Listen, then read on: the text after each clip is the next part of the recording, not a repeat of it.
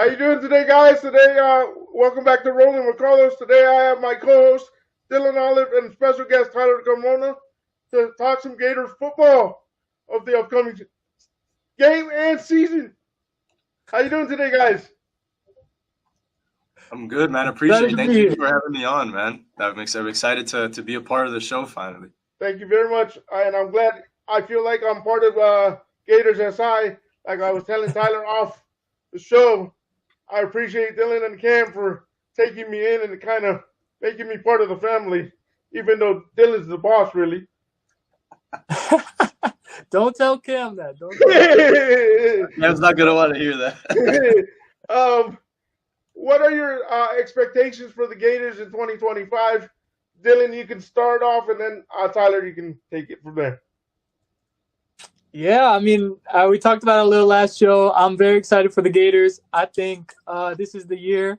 Billy Napier has to prove it, and I think we do that this year. I think it's a good year. How about you, Tyler? Yeah, I agree with Dylan. It's definitely a prove it year for Napier. I think this will kind of be the year where we see a lot of these guys are his recruits, and they're getting older. They're getting to that sophomore, junior season. So these are all his products, and at the end of the day, that's really what matters. So big prove it year. We'll really see. Even, I mean, a CFP appearance doesn't feel crazy to say. I don't know what you think about that, Dylan. I wouldn't go championship yet, but at least get in the party. I think this year that's probably the goal. Is my opinion. Well, I believe we can do championship. We've got the squad to do championship. Because my question is this: how long is DJ going to be around? That's a good point. Is DJ going to jump after this year? Oh, he's ineligible. He's got at least 2 more years. But you don't think he can jump to the NFL if he has a good season? You got to be a junior, Carlos. Oh, you got to be a junior? Yeah. Yeah. Oh, okay. Yeah. Okay, he got lucky. I was already the king can ball. You're already saying your goodbyes, man. No, we got another couple of years with him. We'll worry about that later. I know you made your projection, Dylan, but you can bounce off Tyler. Can you see Baugh rushing for 1,000 yards? Oh yeah, that definitely. I mean, I wouldn't be surprised if they have 2 people push 1,000 this year. But between him and Jacoby Jackson, it might be some like weird situation where they both one gets 1,000, one gets 800. But I mean, this team in general could combine for close to 2,000 rushing yards, in my opinion. How about you, Tyler? I mean, not Tyler, Dylan, because of the fact of you made your prediction and you were like 300 yards and some change off. Yeah. Well, I mean, in my predictions, to be fair, I predicted the passing attack to be a little more potent than usual. So it kind of brought them down a little bit, but I could definitely see it happening. I think, like Tyler mentioned, the duo of Jacoby and Baugh, they're going to be super productive together. So I could definitely see one of them hitting 1,000. I think it will be interesting to see if the run game really takes charge again, like we usually see under Napier, or if with Lagway, with all the weapons we have, we see the passing attack be more productive. If they are as productive as I think they are, I don't see anyone reaching 1,000, but it could definitely happen. Baugh has the talent to do so. Dylan, what do we get any key points from Napier in his press conference earlier this week, or is he really holding on to close to the best because he really doesn't say anything in his press conferences? Yeah, he's definitely keeping it, on the down low a little bit. I mean, from what I've taken from Monday and Wednesday when he talked, is really that this week is just the earn it week for a lot of guys. I mean, he mentioned the young guys that have had great camps. This is the week where you have to prove that you can go through a whole week, prepare for the game, and earn your spot on the field. So I think this week is big on that. I tried to get him to tell me a couple guys that have done that so far. He wouldn't go into that too far, but I think, from what I've taken from him, it's really just this week is about preparing for LIU, not taking them lightly, because any week in college football, anything can happen. So they're really focused on that. And I think he's just focused on getting better every week, taking this as the first step in getting better, getting ready for, everything that comes. Tell me about it. Anything can happen in college football. I went 2-3 last week. You went 4-1. And Dan Mullen almost lost to Idaho State. Oh my gosh, that game was crazy. I couldn't believe my eyes in that game. I was like, you're worried about UF taking shots at UF, and you almost lost to Idaho State. Come on, yeah, that was a bit crazy. We'll see this week. This week's a tough one too. Do you think, for both of you, do you think VB3 got robbed? He's not on none of the award preseason list.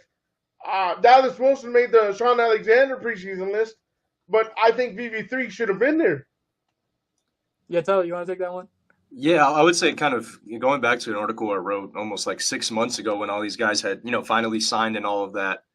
I predict him to be a better receiver than Dallas Wilson, at least immediately, because I do think Dallas Wilson as an outside receiver, he's going to be facing more man coverage. He's going to be facing maybe teams' number one corners at times.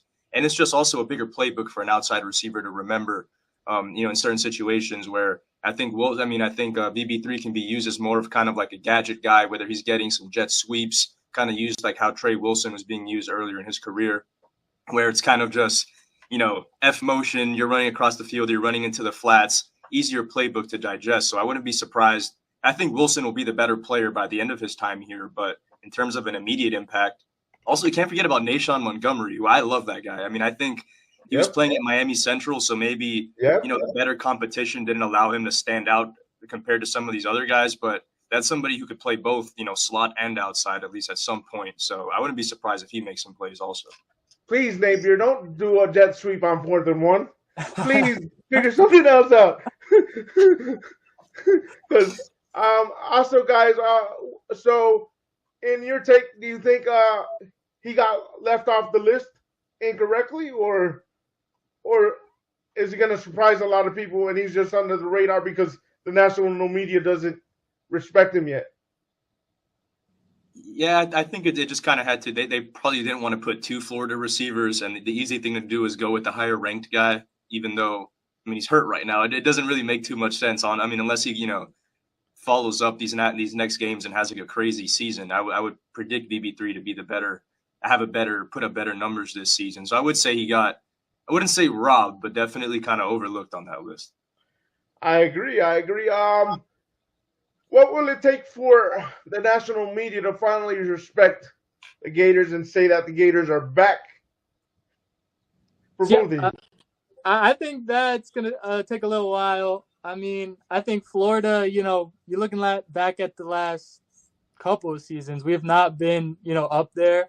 I think the Florida fans have already decided that we're back, which, I buy into a little. I do like the talent this year, but I think for the media to really, start jumping on our wagon, LSU week 3 is a perfect opportunity. You take down the Tigers in Death Valley. That's where you really start to get that hype back, is in my opinion. Yeah, I agree. I think I was just kind of going off with. Go ahead, Tyler. Go ahead. Sorry about that. That late. I feel like this team needs to win the right games at the right time. Like there was some solid wins last year, but by the time they got these wins, like the LSU win, the Ole Miss win, season was already over. There's not as much pressure. It's kind of like a what do we have to lose game. And having played football, I know it's a lot easier to play those games. And like a high pressure game, we're ranked, we're undefeated, we got to beat this good team. So I think now that the LSU game's not the end of the season, it's going to be like Dylan mentioned earlier in the year. It's higher stakes, and we'll really see if this team is built for competition like that to, kind of compete with some of the nation's top teams. Also, this one's for Tyler because Dylan answered it last week. Do you think, because another Gators YouTube channel is saying that we can go 5-0 in the first 5, and that mean stretch that we have going at the beginning of the season? He said that we literally can go 5-0 if you think about it. I'm thinking of you got LIU, USF, LSU, Miami, and then Texas, right? Yes. He said we can beat them all. That's a bold guy. Who are you talking to that feels that High way? Top Sports. Okay. Well, that makes a little bit more sense. The Disney Gator. Yeah, I was gonna say. I think the Texas and Miami ones might be. Miami is is one that I wouldn't be surprised if Florida won. I wouldn't bet on Florida if I were a hypothetically betting man. I'd probably we'll see how Carson Beck does. I'm not the biggest Carson Beck guy myself. Not me either. No, I played against Carson Beck in high school, so I've been a Carson Beck not apologist. Yeah, whatever the opposite. We lost the state championship to him, so I'm still a little hurt about that. You're still a little sour. Yeah. Feeding DeMario Douglas all game, but no, I think we'll kind of see how he fits in that offense. But yeah, I would be so shocked if this team beat Texas. I mean, even with the new quarterback, even with Arch, just besides that, their front seven is incredible. Their offensive line is really good. Like, they have several guys that are going to go in the top 3 rounds. So beating Texas would surprise me. 4-1 is possible, very possible though, which I think would still. I mean, you could still make the playoff with that. Tyler said that if we beat Texas, Gainesville's going to think we won the national championship. So, do you think Billy Napier is the right man for the job, both of you? Or is the jury still out? I'll let Dylan take that one. Okay. I'm a Billy Napier fan. I think time will tell for sure. I mean, he's sitting at 19-19 right now. That's not the Florida standard, and he'll tell you that himself. So, I mean, we got to see it this year. Like we mentioned earlier, Tyler said it, I said it. Prove it year. If he comes out there and, like you're talking about, if he's 5-0 after the 5-game stretch, then I'll tell you, yes, he's the man. Till then, I gotta see at least 4-1. I mean, I'll accept 3-2 just because LSU and Texas are big opponents, but I think we should at least be 3-2 if I'm gonna be on that side early on. If we're 3-2, that means he's got to win 8 of the next. Ooh, no, sorry, more than that. Yeah, 3-2. You're it's looking possible, at. Though. He needs to win. Yeah, 3-2. That's 5. He needs to win 7 out of 8. Yeah, he's gone. I think this schedule is very loaded early on. I would say I don't think towards the back end it is still tough. Don't get me wrong, but I think Tennessee is a very winnable game. FSU you should win by a lot.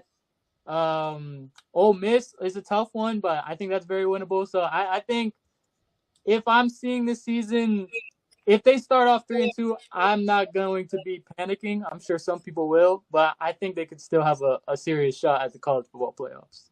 I agree with that. All right, we're gonna go ahead and do the Friday games that we originally were not gonna do them, but my co-host Dylan convinced me to do them. The first one is Army versus Tar, and I'm gonna pick Army. How about you guys? Go ahead, Dylan. Get first. Tyler or Dylan. Then Tyler and then Dylan. Whoever wants to go. I think Army will beat Tarleton State. They're a decent FCS program, but they didn't beat a single FBS team last year, really keep up with any. So it'd definitely be a hot take to take them. And I'd be lying if I told you too much about their roster to know to make that bold take. So I'll go Army. Yeah, I think I'm going to stick with Army too. I mean, they lost Kanye Udo, who was very, very talented running back. He's at Arizona State now. But again, we're talking about Tarleton State. I mean, they are 1-0 and they won their first game by 40. So they're no slouch. But you got to go with Army. All right, WMU versus Michigan State. Take it first, Dylan. I'll be the last one on this one. All right, I'm going Michigan State here. I was a big Aiden Childs guy last year, and it didn't look that good. He was not very good, but I think he can, take a step up this year. I think they have a really good head coach, and that's a game that they should win. So I'm going Michigan State. Go ahead. Yeah, I'm there with Dylan too. Western Michigan made a bowl game last year, lost a bowl game, but a decent little team out there. But you got to go with Michigan State in this. They are. Let me see. Tarleton has 5 losses last year, so we're just gonna go with the favorite. Appalachian State and CLT. Whoever that CLT I don't recognize. But Charlotte 49ers. That's actually quite the in-state rivalry game. They'll probably get a decent crowd. I'm gonna go with App State now.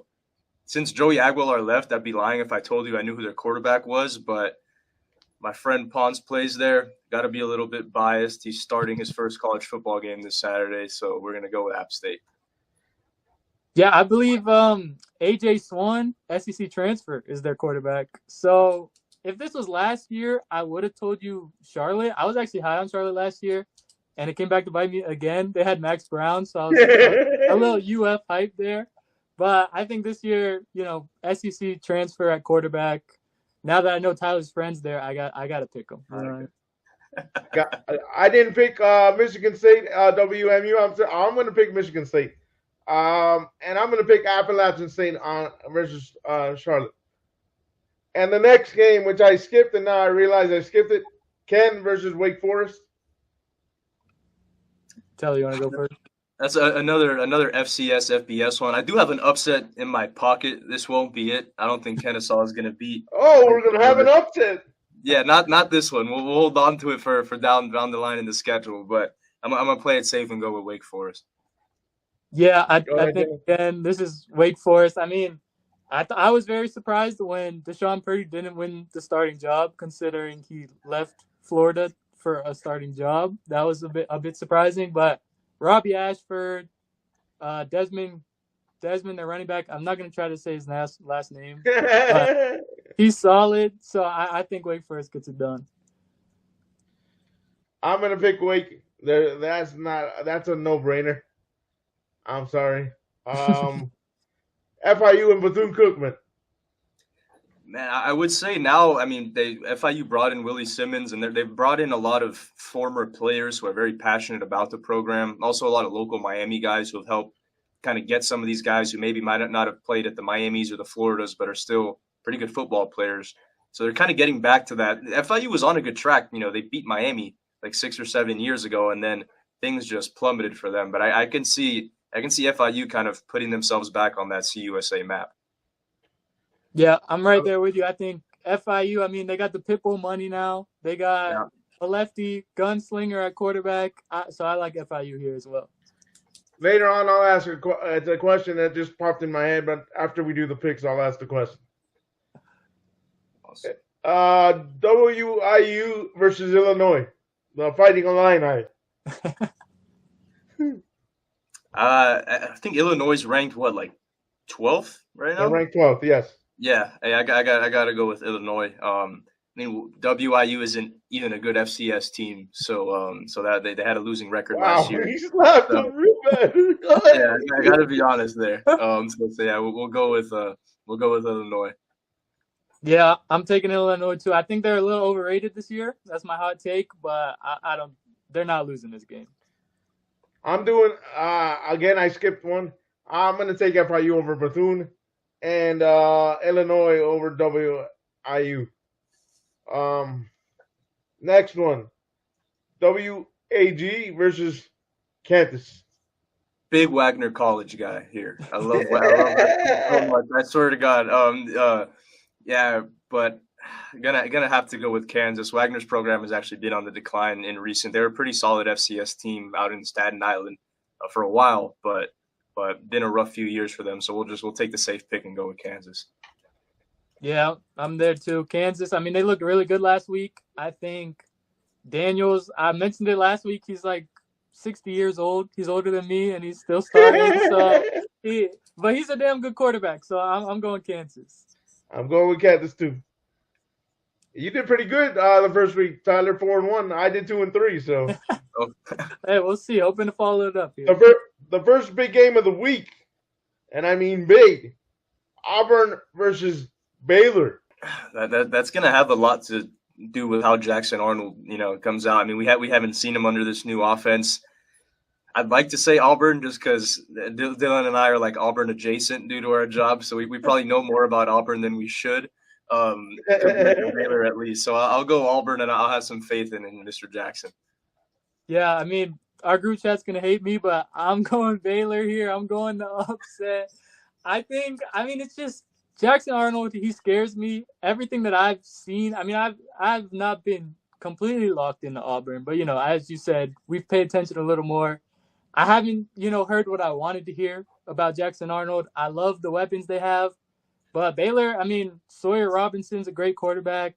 Their run game's really solid. They got Josh Cameron coming back and a couple other wide receivers that are really good. So I'm going to upset. First upset here.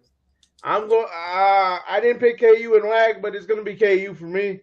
I'm going to agree with Dylan because of the fact that I don't know much about this Auburn team this year. So I'm going to go Baylor. Baylor is Baylor. That's all I can say. Colorado and primetime versus Georgia Tech. I mean, so Colorado's officially announced Caden Salter is going to be starting. I like Caden Salter. I loved him when he was at Liberty. Obviously, started at Tennessee, but I believe he got dismissed or something like that. But I would have to go with Colorado here. And obviously, it's been like an odd offseason for them with that kind of back and forth with Dion. We didn't know if he was retiring or not. But from being a half decent team last year, I don't expect them to plummet that much. Yeah, I mean, I'm going complete opposite here. I think Colorado lost a lot of talent. I mean, you look at just that wide receiver room alone. They lost around, I think it was 4 NFL wide receivers: Travis Hunter, Jimmy Horn, LeJontay Wester, and Will Shepard. I mean, that's a lot of talent. They lost Shador. Obviously, he's the big talking point. Salters was good at Liberty last year. It was a little bit of a struggle year, surprisingly. So, and I think, Georgia Tech, I think they could be special this year. I mean, last year they took Georgia to, 6 overtime, 4 overtime, something like that. 5 or 6 overtimes. Yeah. They beat Miami, which we have to put that out there that they beat Miami. Sorry, Miami fans. And I mean, I think this year they continue that momentum. I'm huge on Jamal Hayes at running back. Their quarterback, Haynes King's pretty solid. So I think Georgia Tech runs away with this one. Runs away with this one. Give me a score prediction if it's a runaway. Oh man, I can't go that far. I'll give Georgia Tech 10 plus point win. My opinion. Wow. I'm gonna stick with Georgia Tech, also Dylan, because of the fact that I think Primetime's heart is halfway in. If he thought about retirement, then he's not dedicated to the team. That's the way I look at it. And he might be starting his downfall of being in Colorado. He thought coaching in Colorado big time program, at least in the 80s and 90s, was going to be easy because he's just prime time. I'm going to go Georgia Tech. That's a hard take, Carlos. That's harder than mine over there. The crybaby that left Florida, Dan Mullen, and UNLV versus SHSU. Can he beat a cupcake team that he's supposed to beat, but soundly, because he only beat Idaho State by 3 points? Yeah, I think so. I think the issue, just to defend Dan Mullen a little bit. Oh, Tyler's going to defend him. Notice how in defending Mullen didn't defend Napier. Just a little tidbit there. But, one cut me, one didn't. But so I will say with UNLV, people have joked that this is like the last chance of Division I college football. But what they really mean by that is, these people are a lot of their starters are new to this football team. So just to come out that first game and expect them to gel right away, it's just, whether it's Idaho State, still a college football team that they're playing against. So I just didn't expect them to kind of pick up right away. But I think they're going to be a decent team this year, actually. They have Brendan Marion, who I think is the best offensive mind in college football, who is on this path to becoming either an NFL or either becoming a college head coach or an NFL offensive coordinator one day. And they have some, Alex Orji, they rolled them out last week. We'll see. I think they're a decent team, more than they're giving credit for than that first opening outing against Idaho State. So I'll go UNLV. Do you have an upset, Dylan? Or is it going to be No. I 100% agree with Tyler here. I said it last week. I think that they have hot take, a solid chance at making the college football playoff. It didn't look like it last week. Definitely didn't look like it. But I think, I mentioned the quarterback situation. I never thought Orgy was the guy. I always thought Calandria was better, and he looked better last week. I think if I was a betting man, which, like Tyler said, hypothetically, if I was a betting man, the over on this game would be extremely tempting. Both defenses last week Sam Houston gave up 40 to who was it? It was Western Kentucky. 40 to Yes. Western Kentucky. Maverick McIver threw like 400 yards. So I think And this I one's cried, trust me, because I picked Western Kentucky. yeah. I think this one's a shootout for sure, but I think Dan Mullen pulls through. We'll see with this defense. The defense is definitely a question mark. That's what I was gonna say, and I'm gonna say it because people are saying that he should have changed the defensive coordinators going into UNLV. He even called UNLV a championship program, a playoff program. You're in year one. You didn't even want to recruit at Florida. Come on, Dan Mullen. But I'm still going to pick UNLV because they're playing the cupcake. They should blow them out. So UNLV it is. Give me a second, guys. It's Central Michigan and San Jose State. I will be completely honest. Between those two teams, the only person I would have known was Nick Nash, and he's in the NFL right now. So I'm just gonna go with San Jose State just because I believe they had a better record last year. They probably slighter competition. They do have Texas next week, so this is like somewhat of a tune-up game for them, surprisingly. Even though Central Michigan's a bigger team than them, but I'll take us. I guess the slight upset here for San Jose State.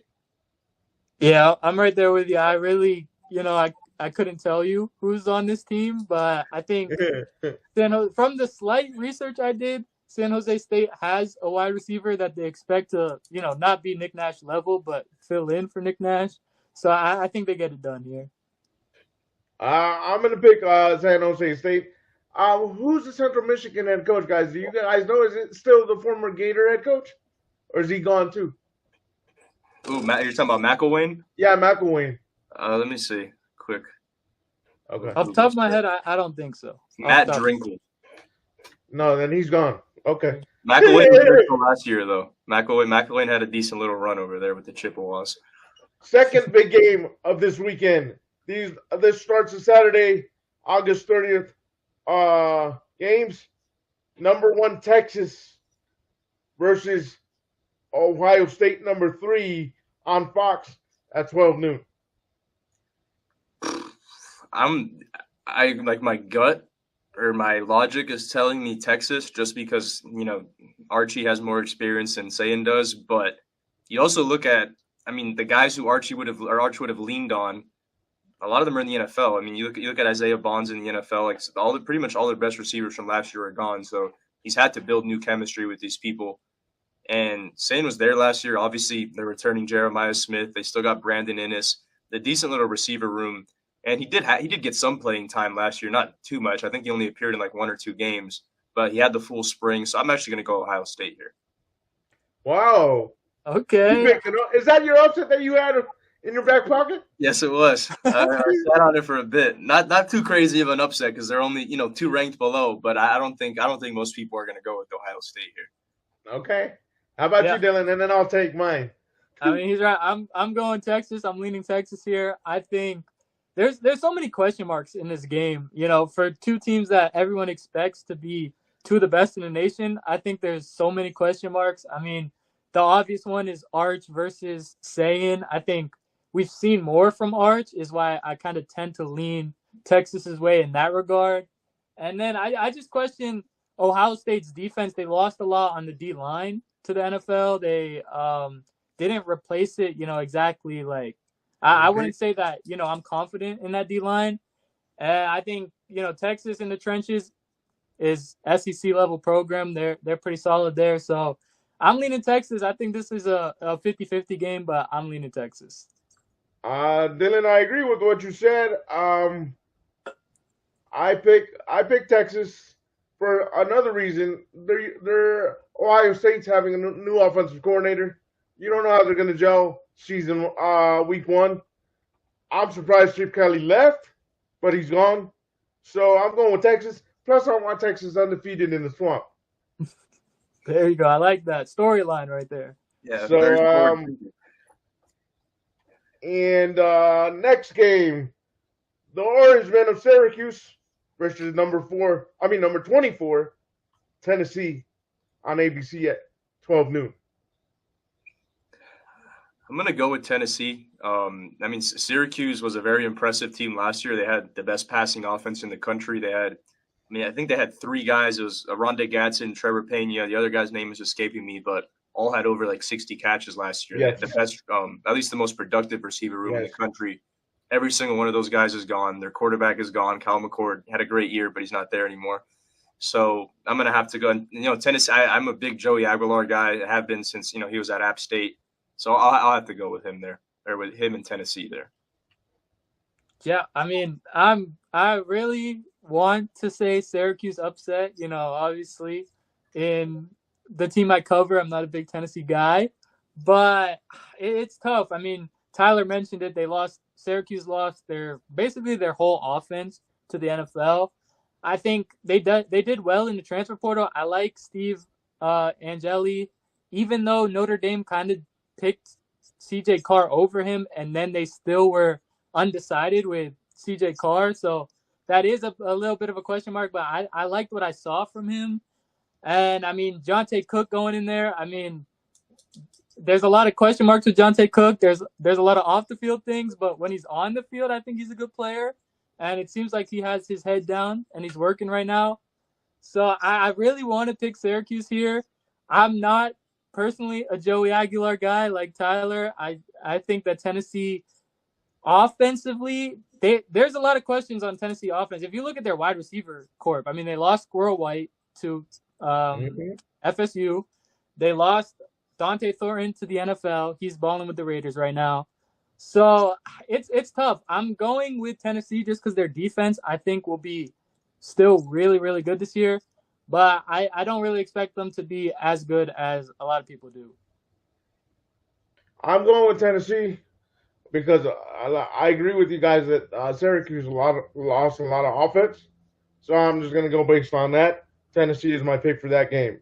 Mississippi State versus USF. Have to go with Mississippi State there. I believe, and I mean, it wasn't a great year for them last year, but you compare them to Southern Miss. I told you, I already gave my one upset to you guys, so I'll play it safe and stick with Mississippi State here. Yeah, this is another one where I'm so tempted to pull the upset.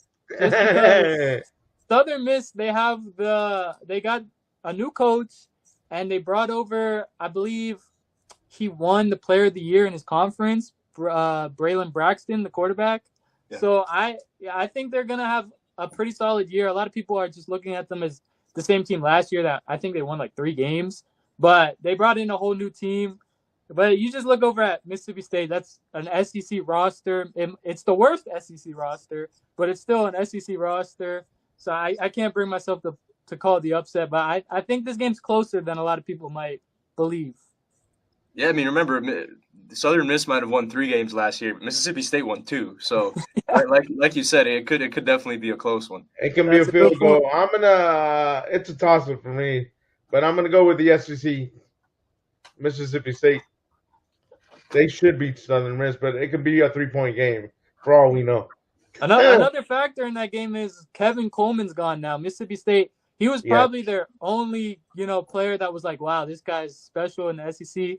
Now he's at Missouri, so we'll see. They gotta figure some stuff out too. So FAU versus Maryland. I'm gonna go with FAU there. Actually, that might be a wow. You pulled out another card. Yeah, we'll pull out that one. FAU won 3 games last year, but it was also a very young team as well, and a couple transfers. And I don't know. I just always kind of like that team. I will say. Maryland, I know they were going through some stuff over the offseason. They might have got a new coach, right? Am I wrong about that, Dylan? A little fact check. I believe they did. Yeah, I think so. I believe they did.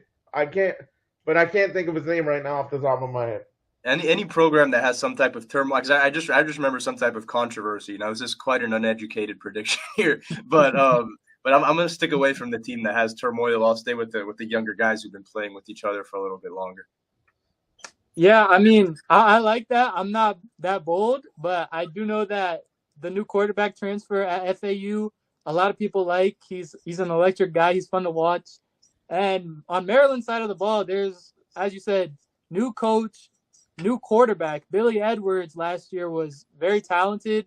He's gone now. He's at Wisconsin. Caden Prather is in the NFL now. There was another really good wide receiver there that's in the NFL now. Rowan Hempe, who was their running back, I believe last year, was really good. He's gone. So there's a lot of question marks. I'm interested to see. They got a freshman quarterback who was a 4-star top recruit. So we'll see if we see him early. But I'm still sticking with Maryland. But I could see the upset happen. I can definitely see it happen. I'm going to stick with Maryland. I don't think a non-5 conference team is going to beat Maryland, even with the new head coach. We'll see what happens if they do. That's like Appalachian State beating a big Michigan State back in the 90s. Or Michigan it was. I forget who it was back in the 90s that everybody went crazy. And I was like, what the heck just happened here? Next game.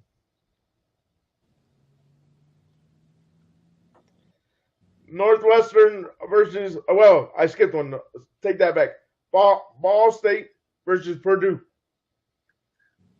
I'll go with Purdue. I know they got Ryan Brown, who was at North Carolina, transferred over there. They also have Malachi Singleton, so I'd have to check up on who won that quarterback job. But they also have Nitro Tuggle, who's somebody who might have one of the coolest names in college football.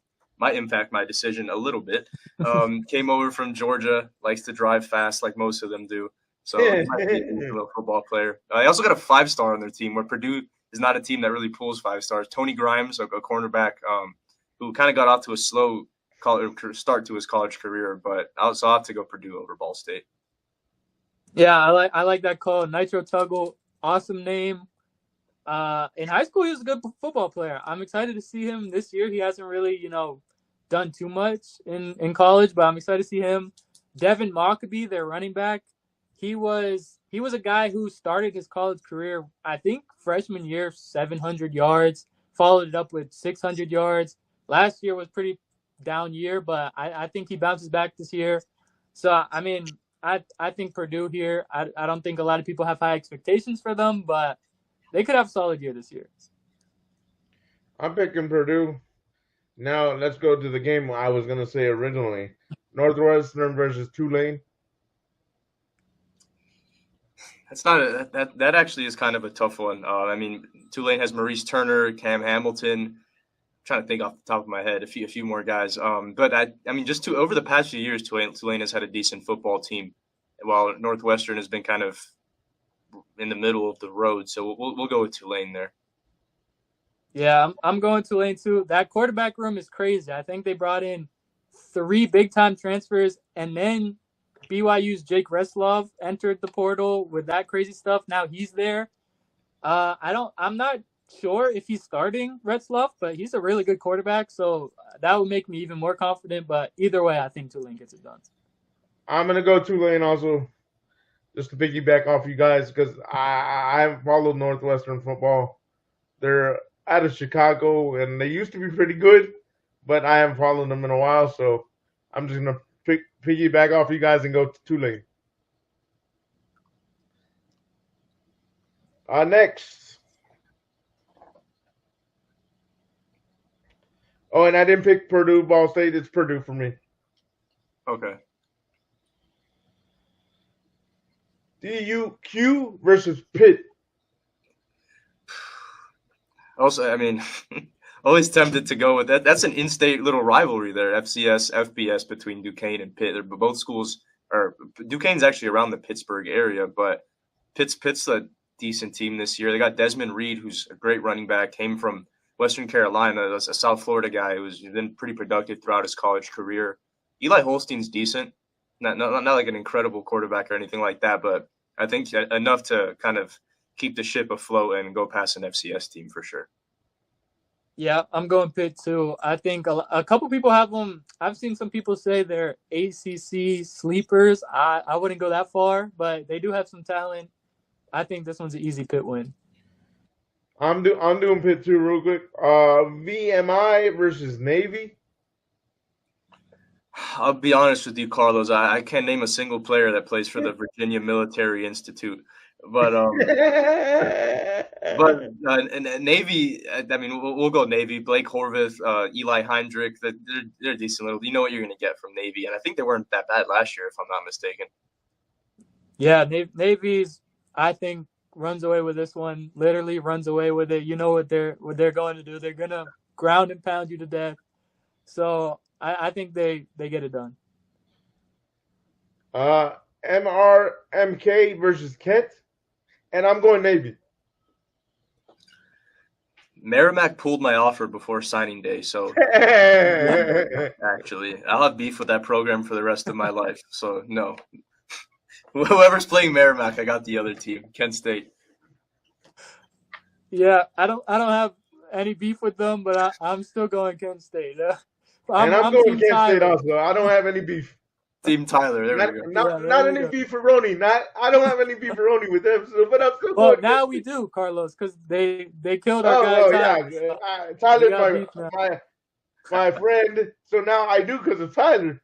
Transitive property. There you go. Next, Toledo versus Kentucky. Well, Kentucky has Zach Calzada now, who started off at a couple of big schools, didn't do too well, but he went nuts at Incarnate Word last year. I think he was Conference Player of the Year, if I'm not mistaken, the Southland Conference, I'm pretty sure. So I'll go with Kentucky in this one. Yeah, Toledo's a popular upset pick, but there's something about those Incarnate Word quarterbacks. I mean, we saw it week 1 in the Swamp. We didn't like it, but we saw it. So I think, I mean, Kentucky lost a lot. Barian Brown, who was their best player, is at LSU now, but I still think they get it done. Oh, I thought Dylan was going to throw us a curveball.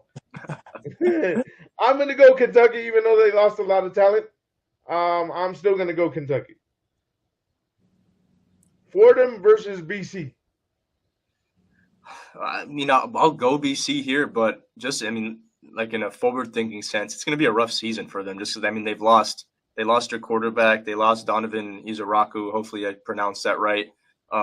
So Castellanos gone, their best defensive player gone. I mean, those are your best players on both sides of the football. You're going to have to find a way to replace them. So that'll be tough, but I got them over Fordham for sure.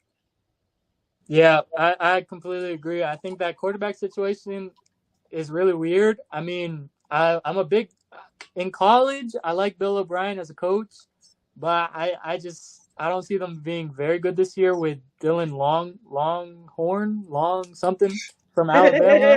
I can't even say his name, but I don't think – Don't worry about it. We can't pronounce every single name here, so – I mean, they lost a bad quarterback. Just kidding. Obviously, Castellanos is not a bad quarterback, but this year he is. But I think we'll see with them, but they definitely get it done this year. I'm doing BC too. I already said this, but I'm going to pick Kentucky over Toledo. Rich Rodriguez going back to West Virginia after like 20 years.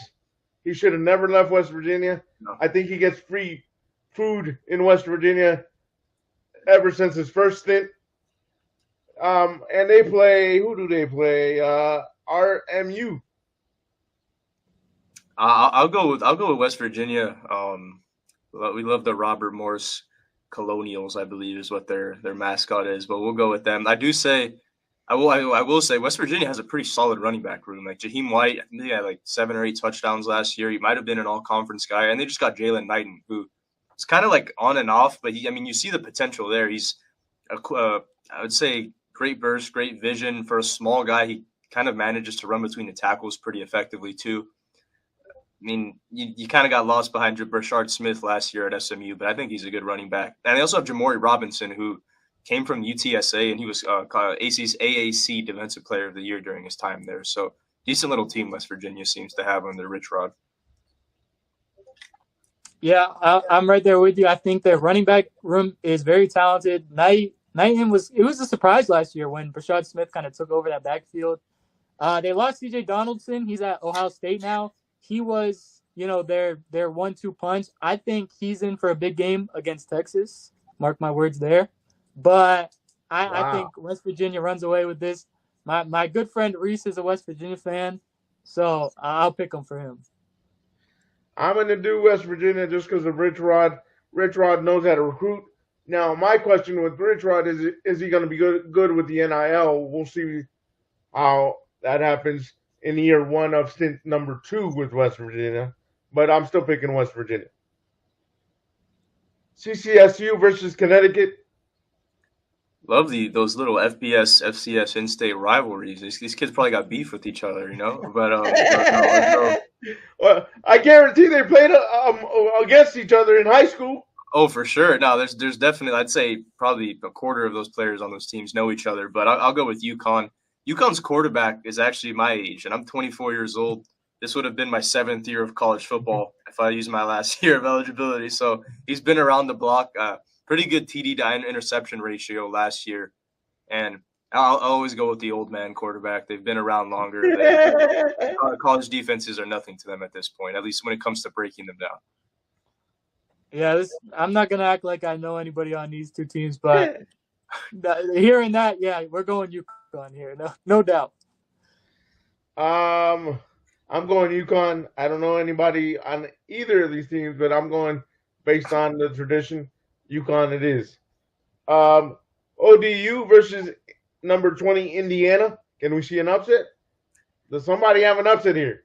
Not for me, man. That's my high school quarterback right there, Fernando Mendoza. So I'm rocking with him, whoever he plays against.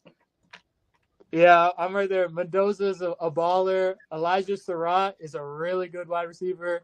I think Indiana has another solid year, and they get it done here. Are they back? Do you think they're going to go back into the playoffs? Yes, I think so. Oh, I'd have to look. I'd have to look at that schedule first, but I'm doing Indiana myself. I don't know about the playoffs though. EKU versus Louisville. I'll go with Louisville. Louisville is another school with a great running back room. I think it was Isaac Brown, where he was ACC Offensive Rookie of the Year. They have another good running back whose name's escaping me as well. Played well last year. They both combined for like close to 1,500 last year. I wish I knew who their quarterback was, but I'll go with Louisville here. Yeah, Louisville. I really like Louisville this year. I mean, you mentioned it with Brown. He's a stud. And then Miller Moss from USC. He transferred over there. Okay. He was a weird case at USC. I liked a lot of what he did there, but then they kind of moved on for Jaden Maiava. So I don't know. I think Louisville has an underrated ACC team. That's might be my sleeper this year. I'm going to pick Louisville. I don't expect anything from the cupcake to threaten Louisville, so I'm going to pick Louisville. Nevada versus number 2 Penn State, and can their head coach at Penn State actually win the big one? This is not the big one for Penn State, but can he actually win it? Man, when you said number 2 Penn State, maybe I'm just not paying attention, but that's insane for me to hear. I'm just reading what's on the ESPN webpage. Don't blame me. I'm not calling them number 2. Dylan and I are going to have to do an episode of our rankings. Yeah, you guys need your own rankings, man, because ESPN or AP having Penn State at 2 is, I mean, they've tricked themselves into thinking they have like a great quarterback on their hands. Yet they like ran the ball how many times against Notre Dame in that CFP? Like he is not. I mean, he's a Division I quarterback, so it feels weird saying that he's not a good football player. But I'll take here. Franklin's overrated. I mean, you can count on your hand how many big games he's won. Exactly. So yeah, no, I'll go with Penn State over Old Dominion, but in the long run, I mean, I see them sliding outside the top 10 even. No, it's Penn State versus Nevada. Oh, okay, that's a little bit easier, but we'll still go Penn State. Go ahead, Dylan. I'm playing a little devil's advocate here. I think. Oh my God, no, he's not going to say it. I think that Penn State has a really good football team this year. I think, like you mentioned, Drew Allar. Every year it's like, oh, Drew Allar is the best quarterback in college football, and then it's like, no, he's not. Every year, but this year I'm really excited for their offense. I mean, you look at the wide receivers they brought in. They brought in Trebor Pena from Syracuse, who we mentioned earlier. He was one of the best wide receivers in college football. He's a great slot option. They brought in a wide receiver. Where he played at is escaping me, and it's Devontae Ross. He was a 1,000-yard wide receiver last year. And they brought in a wide receiver from USC who I also can't remember his name, but he was a baller. So I think Penn State could shock some people that kind of Drew Allar especially could shock some people. I think this is the year where we finally see him take a next step. So I like Penn State, and obviously I like him against Nevada. I like Penn State simply because this is a cupcake team. But I don't think Penn State will be in the top 15 once they get to the Big Ten schedule. Marshall versus the number 5 and one of the teams I hate the most, Georgia Bulldogs.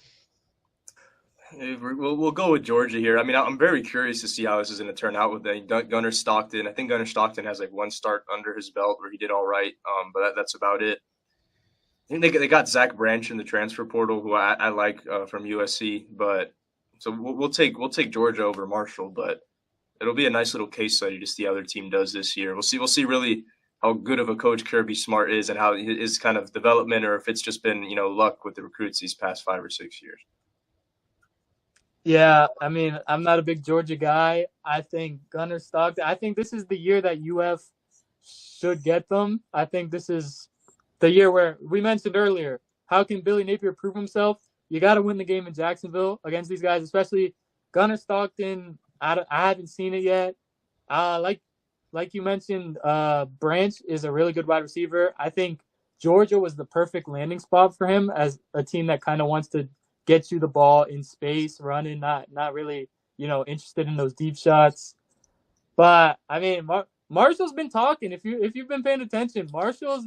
I think one of their players came out and was like, "Yeah, I'm not worried about Sanford Stadium at all." Like they were talking their talk. I haven't paid attention to Marshall ever, even when I was in school. So listen, they seem confident. Obviously, I'm going Georgia. But I'd love to see an upset if that was a possibility.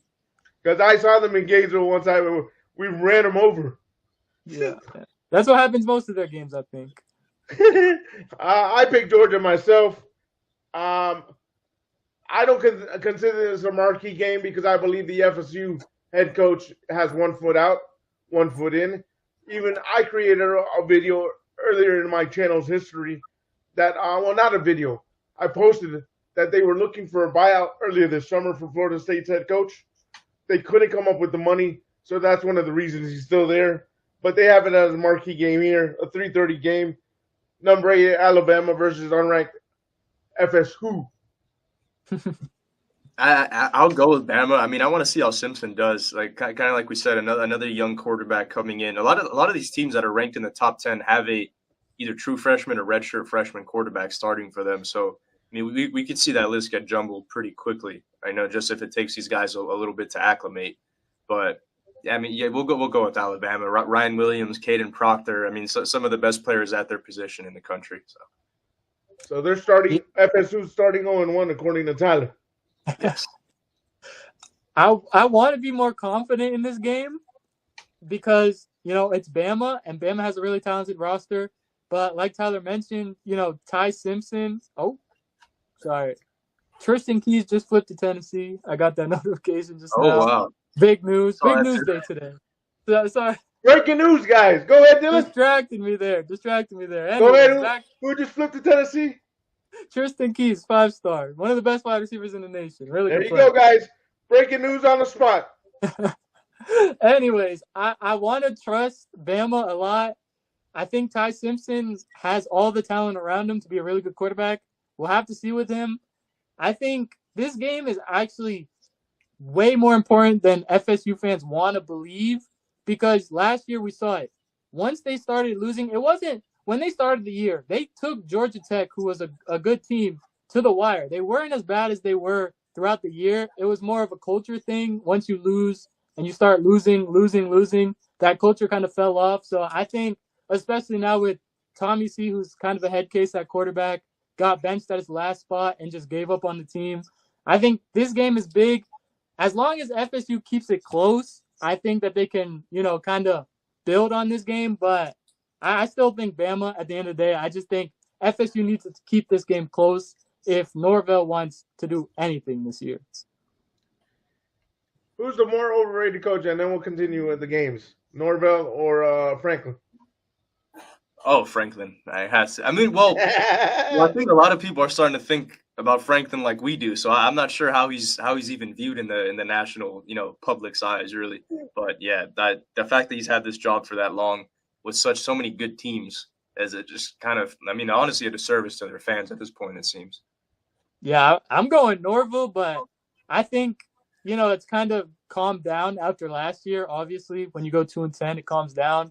But before that, man, they were talking about he's coming in to fill in Nick Saban's spot at Bama after, I tell this to my FSU friends all the time. He jumped on the portal real quick. He built that team up when not a lot of teams were familiar with what the portal could do for you. I think he's a fraud, but now it's kind of calmed down on him a little bit. All right, I'm picking Bama also for that game. SDAK versus Iowa State. So this is sort of an upset alert because you usually don't see an FBS team schedule a good FCS team early on. It's usually like a bad FCS team just to kind of make sure that they don't get that upset early on. So I think South Dakota State's like number 4 in the FCS rankings. But that being said, we'll still go with Iowa State. Rocco Beck looked well. That looked good last week. They lost 2 of the best receivers in the country last year, Jaden Higgins, Jalen Noel, but in came 2 transfers. They got Townsend from UCF and guy from ECU. His name's escaping me, Chase something. But guys who were both productive last year, so they might not be to the same caliber that these guys were, but they're at least going to fill in, give Beck somebody to throw the ball to. Yeah, I mean, this team gave me my only miss last week. I was confident in Kansas State, and we saw what happened. I thought Beck looked really good. A lot of people started questioning him after that game. I thought he looked pretty good. I think I'm still left questioning that wide receiver room, though. I mean, they got 2 good transfers, and neither of them did anything. Sal, I think, dropped 1 pass, and that was all we saw from him. So I think they still have some question marks, but I'm a little higher on them than I was to start, and I think they get the job done here. I'm picking Iowa State. Buck versus Air Force. We'll support our troops here. We'll go with the Air Force. That's about all the insight I got. Yeah, I don't have any insight on this one either. So no, but I won't be anti-America. I'll go Air Force. There we go. There we go. I'm going Air Force just because it's Air Force. I have no insight on that one either. So Temple versus UMass.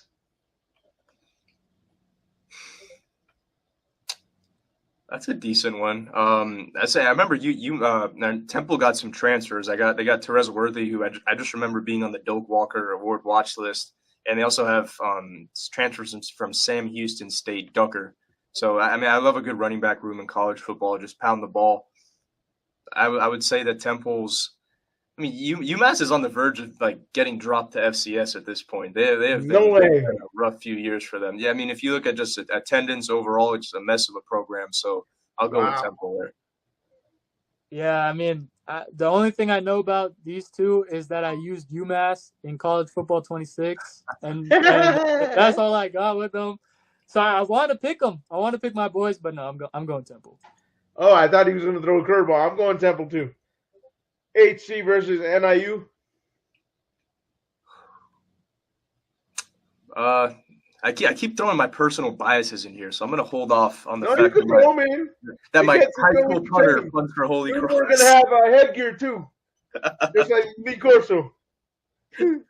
I'll go with NIU there. I love Holy Cross. It's just a great school in general, a great program. That Chesney's gone, but still high on them. But NIU's been we've seen upsets with them over the years. Yes, we have. But just proving that they're capable of competing with those teams has me thinking that Holy Cross shouldn't be too much of a problem for them, even though they are one of the better teams in the Patriot League. Yeah, I agree. I mean, shout out Holy Cross for Jalen Coker on the Panthers right now. He's looking like he's going to be good this year.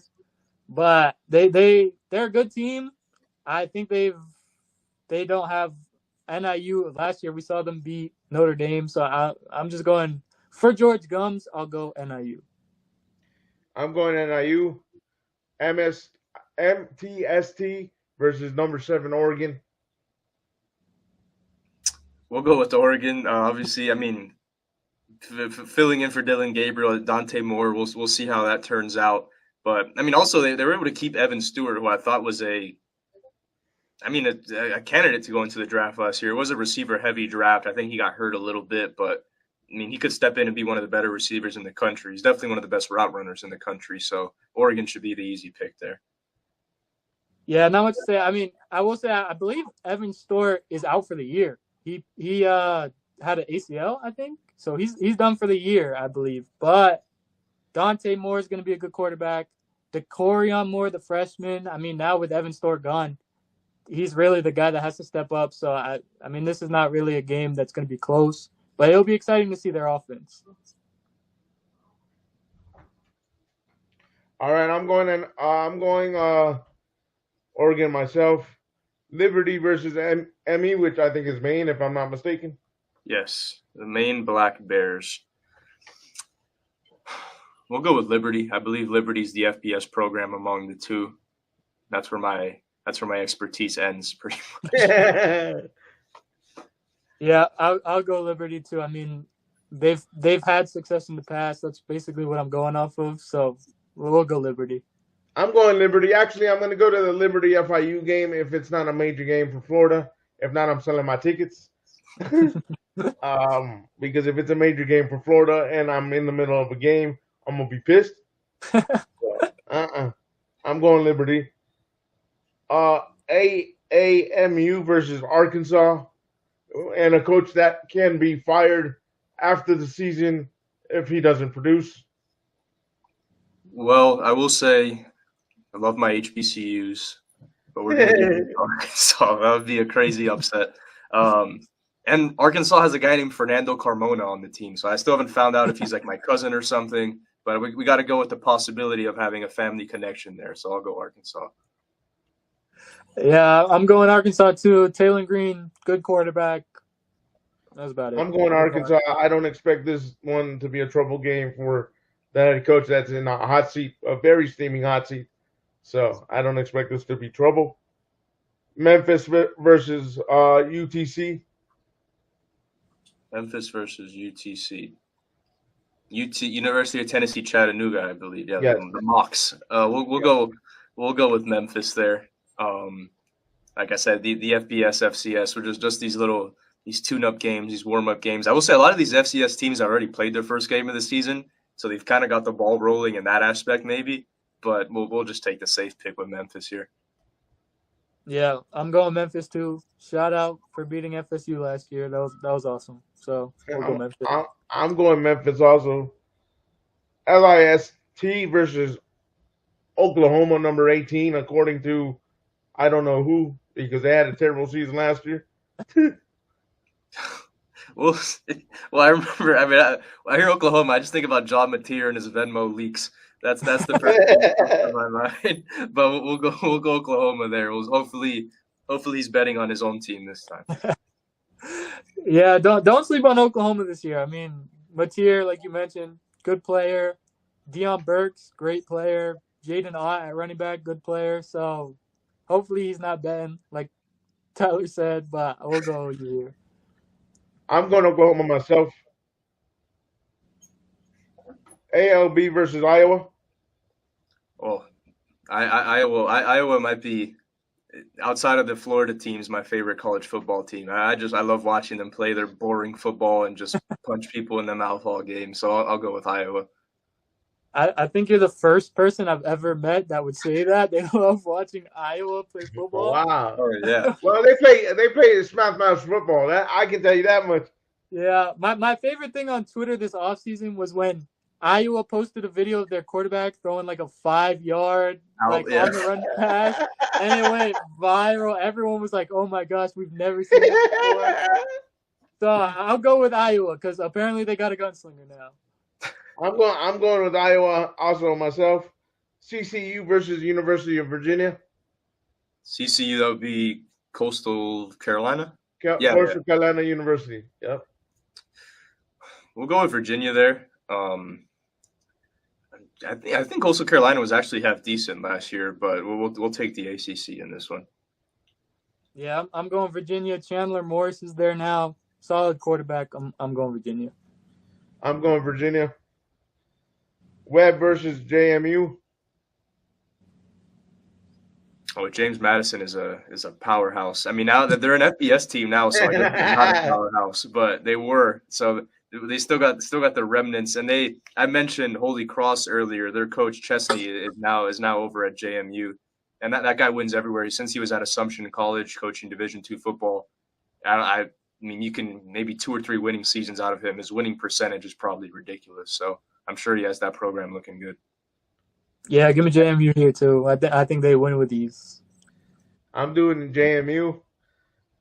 Gator Nation, normally this is going to be the marquee game we're going to cover, but due to the fact who we're playing, this is not going to be the marquee game. LIU versus the number 15, to me, should be top 10 Florida Gators. Yeah, no, we got to go with Florida. I mean, like I mentioned earlier, it's not even the fact that they're playing against FCS teams. It's that they're playing against bottom tier FCS teams. Like LIU was a Division II football team a few years ago. Some of the guys on that team were recruited as Division II players. So yeah, we'll go with Florida. I wonder what the lines are looking like for that game, honestly. Yeah, I was waiting to pull out my upset of the week. We're going Florida here. I think I saw one line that was like, I think we're like minus 46 or something like that.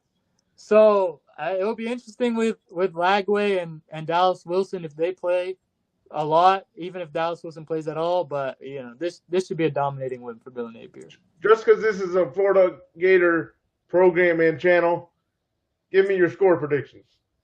Does LIU even score 3?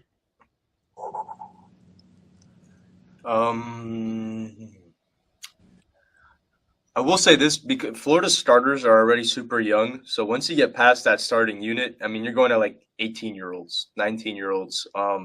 So I will say once you pull those guys out, LIU might be able to get past the 50. So I'll go 45-3 there. Okay, I'm going 56-7. I think they randomly score a touchdown and everyone gets really mad for no reason. But I think our offense, even if Lagway's only out there for a quarter and a half, I think Bailey, Aiden Warner, Trammell, any of them have a really good game. I'm going to be a Disney Gator, just to be a Disney Gator. 70-0. Oh my God. I like yours. I would like that to happen. I think that would be my vote for 70-0. I think Billy's too much of a nice guy for that. I think. Yeah, 100%. If we had Meyer and if we had the old ball coach, trust me, he would have put the gas. Listen, I'm gonna be on the field for the game, so if a fight breaks out at the end of the game, I'll make sure to get off the field for dropping 70. Just send me a text and tell me you're safe, buddy.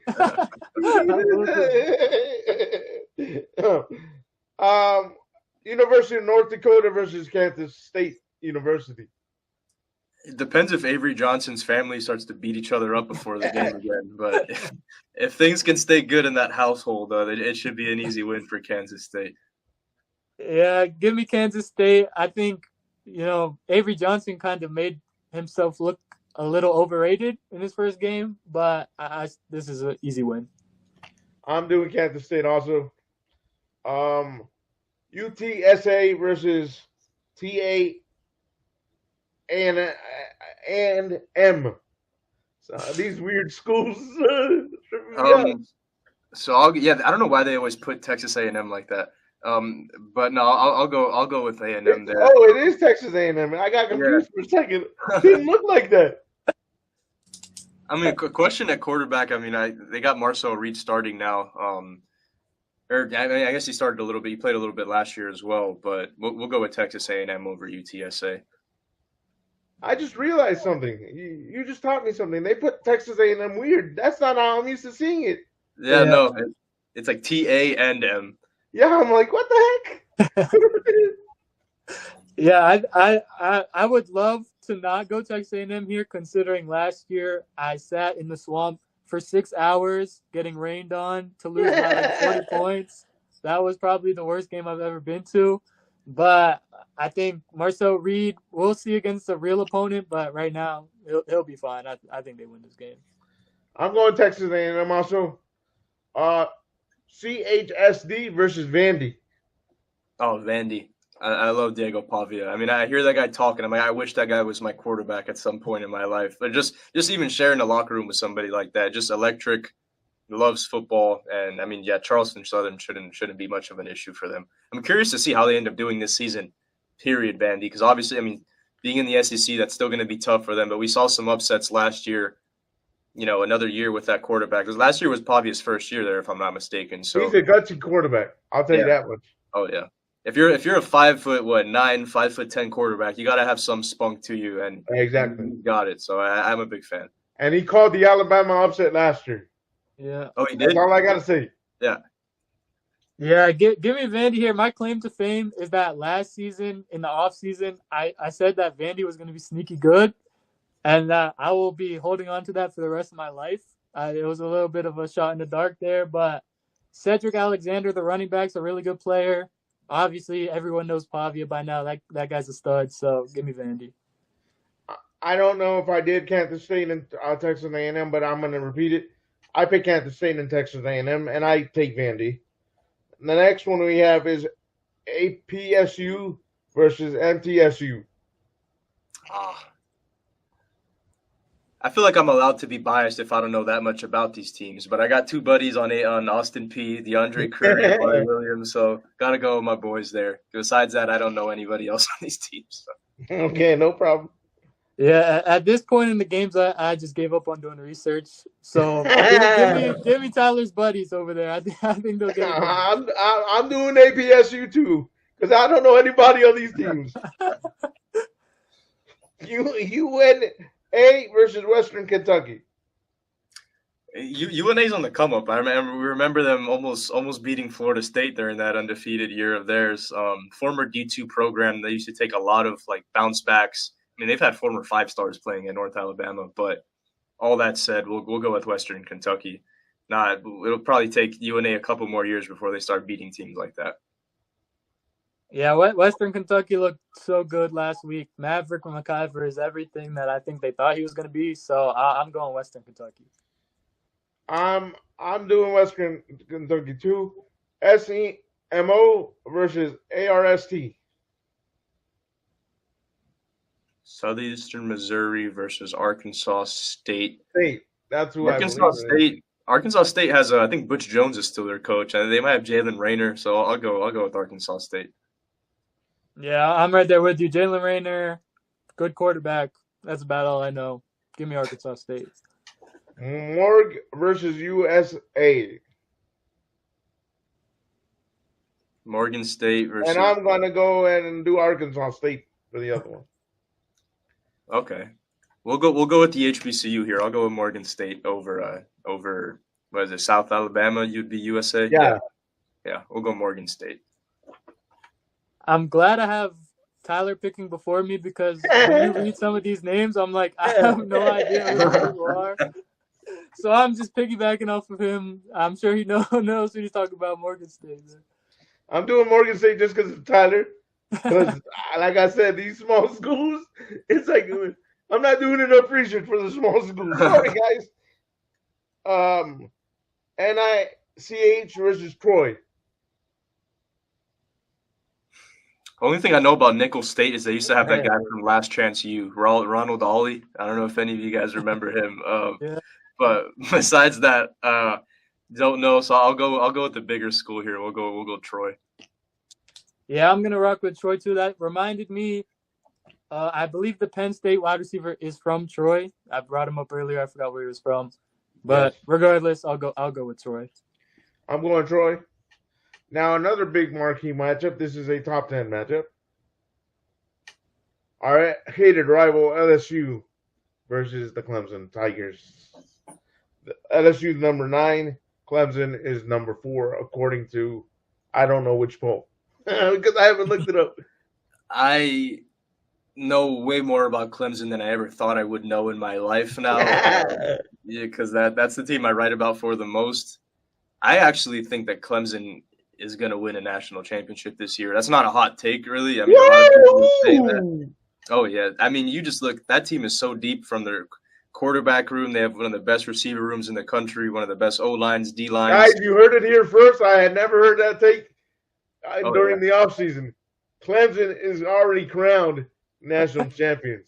Yep, there we go. You heard it here first, then you've heard it from the other 50 analysts who I'm piggybacking off of. But which other analysts? Let me know.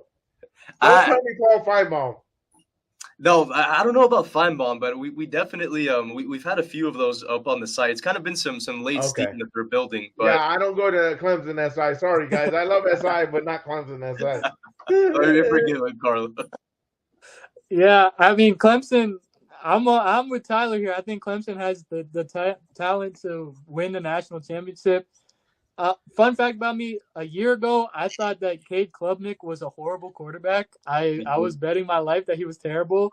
He turned it around, so I'm happy for him. I think Clemson's wide receiver group alone is one of the best in the nation. They have so much talent. Shout out CJ Moore. He was born in Key West, I believe, my hometown. So yes. Shout out there. I love LSU too. I think LSU. A lot of people kind of calling LSU overrated. I don't see it. I think they're a very good team. The trenches is where it scares me. I mean, they brought in our guy Jack Pyburn, and apparently he's going to be a beast for them. We'll see how that goes. But I'm sticking with Clemson here. I think the Clemson wins in the trenches here. I agree with everything you said. Oh, by the way, I'm going to do I already did an invitation off air to Tyler. If you're ever in the Miami area or Key West area, call me up, and we'll go out to eat. Yes, sir. That sounds good. I agree with everything you said, but I want LSU undefeated when we play them. So I'm going to throw the upset and ruin Tyler's national champion prediction. LSU, baby. Roll Tide. I need that. Tigers. I need that CFP ad revenue that we'll get on Clemson on SI, man. We'll make some good money if they make the play. If we play them with one loss, that doesn't help the Gators. No, that is not. True. I don't know. If Clemson wins a natty, I might be over there writing more Clemson articles than Gators articles. And you're going to leave the show, and I'm going to have to play the goal. Oh. Don't worry, I still got love for my Gators. I won't switch. After that Florida basketball national championship run, the amount of money we made that month, I'm like, man, I'm gonna just be a bandwagon writer. I'm ready for the good teams. I'm gonna pick LSU for that game. I want the upset just to favor the Gators. Strength of schedule. I don't want the Tigers to be 0-1, and I want them to be high on the schedule. I mean, on the rankings, higher on the rankings when we go to Baton Rouge, especially for a night game. I want that to be the marquee matchup, so I want LSU. That's fair. UNM versus number 14 Michigan, and the former coach of Michigan has been banned for, I think, 10 years, if I'm not mistaken. I did see that. They're going to be dealing with that little drama that's unfolded. Is Underwood starting for them? Dylan, do you know Carlos? Yes. Yeah, he's announced. Yes, he is. Yeah, I mean, interested to see how he plays. I think, where are they ranked? You said 14? 14. We'll go according Michigan, to the AP, I think. Yeah. Okay, we'll go with Michigan. Also, not too familiar with New Mexico's squad, but we'll go Michigan there. Yeah, I'm really excited to see Bryce Underwood. I thought personally that he would be starting by week 3. I thought they were going to run out Mikey Keene the way that teams do, where it's like, oh, we don't trust the freshman, even though Mikey Keene is not a very good quarterback. But, I mean, I'm happy for them that they went with Bryce. New Mexico lost Devin Dampier to Utah. I think he's going to be extremely good at Utah, but he's not there anymore, so I think Michigan runs away with this one. I'm going to Michigan also on this one. I don't expect New Mexico to even make Michigan sweat in this game. So I'm going to New Mexico. UAPB versus TTU. We'll not go with Arkansas Pine Bluff here. We'll take the safe bet with Texas Tech. I mean, I know they got. I thought he was going to call an upset, but no. I do love their linebacker, that guy Jacob Rodriguez. I think he's a beast. But yeah, besides that, I think Texas Tech will be the safe bet there. Yeah, I'm going Texas Tech. I know they got a lot of hype this offseason. Their quarterback, Beren Morton, I might be butchering it, but he's a very good quarterback. So I think they lost. If I'm correct, they lost their starting running back recently for a torn ACL, but I still think they run away with this one. I'm going Texas Tech also. MOST versus USC. Missouri State versus USC. I think that safe pick will be USC. Definitely. And they're both unranked, by the way. Yeah, and it was a rough year for LSU. So Dylan, Miller Moss is starting for USC right now? No, Jaden Mayava is starting for USC. Miller Moss is at Louisville. Okay, yeah, you're right. Who's the USC coach? Is it Venables? USC, Riley. Yeah. Oh, Riley. Yeah, Riley. I think he's gone if they have another bad year. Possibly. I think they were like 7-6 last year. I mean, USC has Jacoby Lane, who I think is one of the best receivers in the country. So if he's developed even a decent amount of chem, then with Mayava, like you said, then they should be a decent team last year. At least improve upon that 7-6. Yeah, for sure. I think Mekhi Lemon too, the slot wide receiver there, they make up one of the best duos in college football at wide receiver. And then Mayava, we'll see with him. I think, if I'm correct, he played in the bowl game and he kind of balled out. So I think they get it done week 1. And I think they could be a solid team this year. SCLA versus La Tech. We'll take the bigger team here and go Louisiana Tech. Yeah. Another one of these ones where I'm like, yeah, I couldn't name a player off the top of my head. I remember True Edwards from La Tech a while ago. He's in the NFL now. He's a good player, so I'll go with him. I didn't pick the last one, so I'm going to pick USC and then La Tech. UTEP versus USU.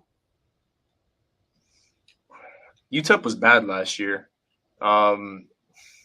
So Utah State always has a half decent football team, I feel like. I think UTEP was like 3-9 last year, so I'll take Utah State. I'm going a slight upset here. Malachi Nelson starting at UTEP. He hasn't really been very good, but maybe this year, he turns it around. Former 5-star, he could do it. So I'll go UTEP here just to have some fun. I'm gonna go Utah State and piggyback off Tyler. Gas versus Ole Miss. Oh, we'll go with Ole Miss there. I mean, we'll see. Having lost Jackson Dart, having lost Henry Parrish, there's starting quarterback, starting running back, but I think Ole Miss will be the safe bet against Georgia State. Yeah, I'm a big Austin Simmons guy. I think it still hurts that he's not at UF right now, but he's going to be a ball player this year. They handle it easy. I'm going to do Ole Miss myself. PRST versus BYU. BYU. You gotta go with BYU. For starters, I don't know anybody on Portland State's roster. I know they're the Vikings. That's what we got from them. But if Retzlaff is still BYU's quarterback, I mean, he was decent last year. I think BYU was like 11-2 or something. They had a pretty decent record, CFP candidate, I believe. So we'll take BYU there. Yeah, Retzlaff's at Tulane now because he got caught having intercourse at BYU. That was the big news. I don't know if you saw that was the bombshell, guys. He's at Tulane now, but Bear Bachmeier, the freshman, is getting the starting nod. Awesome name. So you got to lean with them. I also do know about Portland State. They lost to Turlington State or Tarleton State, whoever we started off with. They lost like 48-0. So BYU is going to handle that pretty easily. I'm taking Ole Miss and BYU. Coach Napier's old school versus Rice. I'll go with Rice. I was trying to think if I can come up with anybody from that Rice team off the top of my head. I know Rice is always a pretty well-coached team, though. Coach Calhoun's still there, then they are at least. So I believe Chase Jenkins is their starting quarterback. He started for them last year. So I'll go with Rice. Yeah, I'm going the other way. Storybook Walker Howard is back in Louisiana. He was a target. He was actually a big target for Florida when they were looking for a quarterback, and they missed on him. He ended up going to LSU or Ole Miss, one of the two, and backing up there. Now he's at Louisiana. I think that's kind of a storybook since that's his hometown. So I think they get it done. I'm going with Dylan on this one in Louisiana. EMU versus TXST. Whoever, I don't know that school, so if Tyler can tell me who that is. That's Texas State. Now Texas State had, I wish I remember the name of that quarterback, but if one of those 5 stars was played. I wasn't sure. I was going to say that, but I wasn't sure it was that because I got tricked by Texas A&M. So. Yeah. Oh man, Dylan, he played at LSU. If you could, we probably won't. I know who you're talking about, but he's completely. Yeah, well, okay, I guess he hasn't played well enough for us to remember his name. But we'll blame it on him. But I'll actually take Texas State there. I feel like they did decent in the portal this year, just based off of my Twitter feed. So. Yeah, I'm going Texas State too. I really wish I could remember that quarterback's name because last year I remember them. They were pretty darn good. They did well in the portal. I think he's gone now. That quarterback though. If I'm not mistaken. It was McLeod. Yeah. Yeah. But I still think they get it done this year. I think they'll be a solid little squad this year. I'm doing Texas State myself. LAM versus UNT. The North Texas Mean Green. I mean, that's a cool name, right? I like them. They're good, nice little colors. I'd actually know who North Texas's quarterback is for some reason. Chandler Morris. He did well last year. Hopefully that's not another guy who's in the NFL now or transfer. But if they kept Chandler Morris, I think he had like the best season in program history. He definitely broke their single season passing record. So I'll take North Texas there. Yeah, I got bad news. Chandler Morris is at UNL or ULV. UVA. Sorry, Virginia. Okay. He's at Virginia? Up there. He's starting at Virginia. Even with that, I'll still stick with his former team to get it done because why not? At this point, I should just assume that if a quarterback did good last year, he's probably not on that team anymore. I'm going to pick the same team you guys picked, UNT. Next game, ACU versus TLSA. It's Abilene Christian versus. If you're good with those call letters, let me know because I don't know the last one. Yeah, no. When you read it, I like go through them. Like, there's like 3 or 4 teams this could be. We'll see. We'll but like my Rolodex is kind of old, so it's like I'm trying to think. That's what happens, Carlos, when you're good at football but not very good. You hear it from a lot of those schools. So I'm very familiar with them. I probably know more about them than the FBS schools. So I'll take. I'll actually. We still love you, Tyler. Doesn't matter. Yeah, I'll go with Abilene there. So I'll go with ACU. Yeah, if it wasn't for Tyler again, I'd just be guessing what the school even was. You'll be throwing darts at the board just like me. Boop. I'm leaning with Tyler. If Tyler messes up my record, then so be it. But I'm going with it. Trust me, Tyler's gonna be back on the show, but not next week. But he'll be back. Awesome. No, always happy to be here. I'm gonna lean with Tyler because I don't know these call letters. So it's like ACU. I think is that's what you picked, right, Tyler? Yeah. It's ACU for me. ETAM versus SMU, and they're ranked. You got me stumped for ETAM. Unless that's like East Texas A&M or something, but I don't think that's a school. So we'll go with that's the call letters. You said it. Those I do not recognize. Maybe they weren't around when you didn't get offered that from this. Never got a letter from them. But we'll go with SMU. I mean, I love Coach Lashley, and then just any all those young coordinators with great minds. They catch my attention. So we'll take SMU. And I mean, like they lost some of their best players from last year, so I wouldn't say a CFP threat, but definitely a team to still keep an eye on. Yeah, I definitely agree. I think Lashley, it might be his last year here. I mean, a lot of people are predicting him to be coaching in the SEC next year. I think Kevin Jennings still there, very good. Transfer TJ Harden. They haven't announced him the starting running back role, but when he was at UCLA, he was a dog. So I'm going with them in this one. I still have SMU going to the CFP, even with the losses. So I'm gonna pick SMU. BRY and Ooh, MSU. I'm that, assuming it's New Mexico State. yes, BRY is Bryant. That school is very near and dear to my heart. My high school coach left us to be You the head said coach there. Sprite? It's Bryant. Sprite? Bryant. I I don't know love who them. they are. They're out in Rhode Island. Actually, my Oh, big no brother wonder. played It's there a little too. tiny place. Now, my big brother started at Army and then he transferred to Bryant, and he just Oh, had okay, the time that's of his why. life Okay. out there. But yeah, that school was so small. I mean, he was like, Is if it he FBS school or? they're an FCS program. They're like I said, kind of like not even too great of an FCS program. So Wow. I will have to go with New Mexico State. There, as I can't be that biased. Gotta be objective, kind of. Yeah, I mean, Bryant. All I know about them is they had that magical run. Didn't they have a good run in the Yeah. basketball? Yeah, for a little bit there. So shout out them, but I'm going New Mexico State.